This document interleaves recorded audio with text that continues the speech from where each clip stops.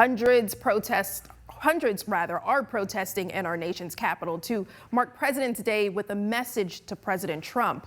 The so-called No Kings Day rally is aimed at drawing attention to the mass federal worker layoffs and slew of executive orders by President Trump in the week since he took office. The event, organized by the 5501 movement, also known as 50 Protests, 50 States, One Movement, is taking place in major cities across the country. These protests made it here to Huntsville, hosted by the Purple People Resistance at Big Spring Park. Our Simon Williams there now. Simon, how are people feeling?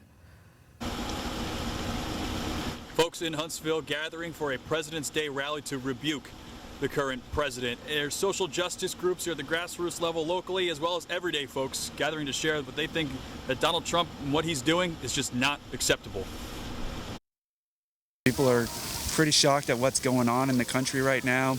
All the things that are happening unilaterally without any sort of legislation or compromise. That's the foundation of our democracy, and people are visibly upset. And that's the purpose, is to get out and show people that you're not alone, that we are united in this struggle, and people are aware of what's going on, and we're not going to stand for it. We have an administration that's trying to put up a oligarchy, a dictatorship, whatever you want to call it. So we're using the message, no kings on President's Day. I'd say about 200 people were here at Big Spring Park just a few moments ago. I'm going to step out of the frame. You might be able to see them in the background.